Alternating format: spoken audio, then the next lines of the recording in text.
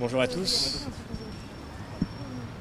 Je suis François-Xavier Bellamy, je suis maire adjoint à Versailles, professeur de philosophie. Je précise que je suis élu sans étiquette et j'ai été l'un des participants de la Manif pour tous et je remercie beaucoup les dirigeants de la Manif pour tous de m'avoir invité cet après-midi pour vous parler de ce que j'ai vécu comme témoin dans ma ville. Au début du mois d'octobre dernier, j'ai reçu une jeune fille, Anna, qui était dans un état de très grande détresse. Une jeune fille que les services de police de mon pays, les services de police de la France, avaient placée devant un dilemme que jamais je n'aurais imaginé dans mon pays. Elle avait le choix entre dénoncer ses amis qui n'avaient commis aucun autre délit que de participer à des manifestations pacifiques, légales et déclarées, ou bien la perspective d'être expulsée et de voir sa demande de naturalisation, pourtant parfaitement légitime étant donné son intégration parfaite, de voir sa demande de naturalisation rejetée. J'ai découvert avec effroi que dans mon pays, dans notre pays, en France, aujourd'hui, on pouvait obliger une personne, une jeune fille de 18 ans, dans une situation de particulière fragilité, une jeune fille parfaitement innocente, on pouvait obliger cette personne à dénoncer ses proches, à donner à la police leurs noms, leurs adresses, les noms de leurs parents, les professions de leurs parents, leur situation familiale, uniquement parce qu'ils avaient participé à des manifestations qui témoignaient simplement, paisiblement et démocratiquement de leur opposition à un projet de loi porté par le gouvernement de la République. Cette situation est absolument incroyable. Et je pense que le monde entier aujourd'hui, lorsqu'il apprend avec étonnement cette situation, doit la découvrir avec anxiété. La France s'honore d'avoir offert au monde la Déclaration des droits de l'homme, le respect de la liberté de conscience, le respect de la liberté d'expression, le respect de la liberté de manifestation et d'association. Et nous, qui sommes bien souvent en situation de donner des leçons au monde entier en matière de démocratie, nous nous trouvons aujourd'hui pris en flagrant délit dans notre pays d'un comportement intolérable et d'un dévoiement des services de police à des fins politiques. Nous avons pu résoudre la situation d'Anna parce que, évidemment, à partir du moment où elle a eu le courage de parler, cette affaire était tellement grave qu'il était devenu urgent d'y mettre un terme. Aujourd'hui, le ministre de l'Intérieur annonce qu'il a saisi la police des polices pour faire une inspection sur cette affaire. Je voudrais dire simplement qu'il s'agit, à mes yeux, d'un double scandale et que cette inspection, à elle seule, ne résoudra rien. Le premier scandale, c'est que dans notre pays, alors même que la délinquance est en train d'exploser, et les élus locaux sont bien placés pour voir que les forces de police ont de plus en plus de mal à faire face aux nouveaux défis qu'elles leur posent avec les moyens qu'ils possèdent.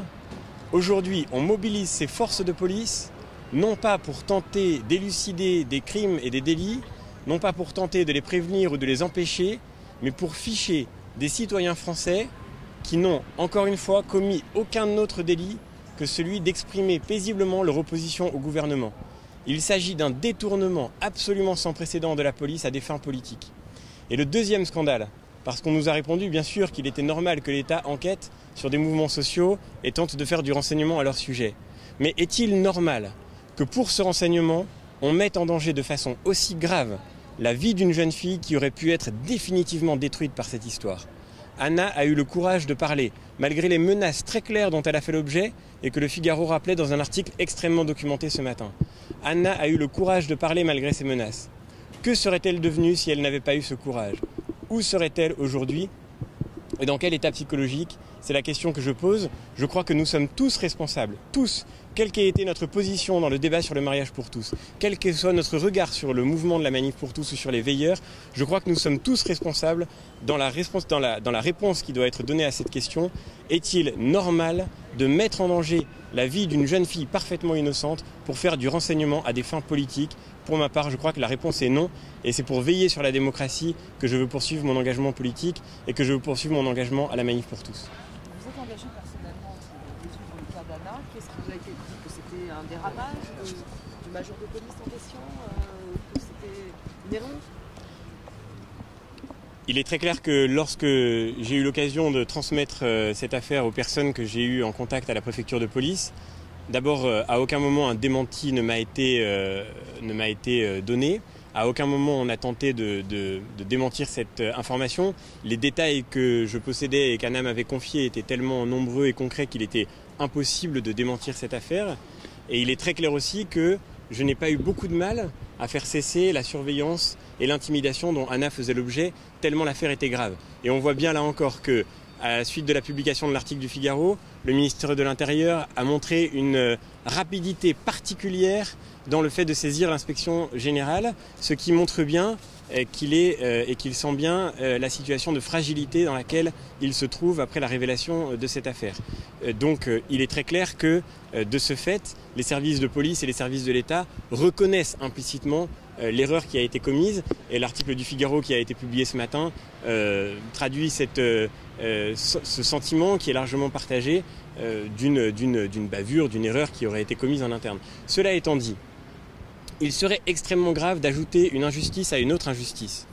Les fonctionnaires de police que je connais dans notre département, dans notre ville, sont des hommes compétents, sérieux, qui s'engagent avec un véritable souci de notre République et de la protection des citoyens. S'ils ont agi de cette façon-là, ça ne pouvait pas venir de leur fait.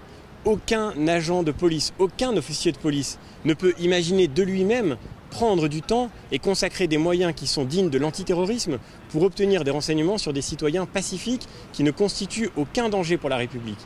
Il faut donc de toute évidence que cet ordre ait été donné par le canal politique. Et donc, l'inspection qui a été déclenchée par le ministre de l'Intérieur ne doit surtout pas devenir une façon d'échapper à la responsabilité qui lui appartient, une façon d'échapper à la responsabilité qui est celle du gouvernement. Il s'agit là d'une affaire politique, ça n'est pas une affaire policière, c'est d'abord une affaire politique et une affaire qui engage de façon très profonde la conception que nos responsables politiques se font aujourd'hui de la démocratie en France.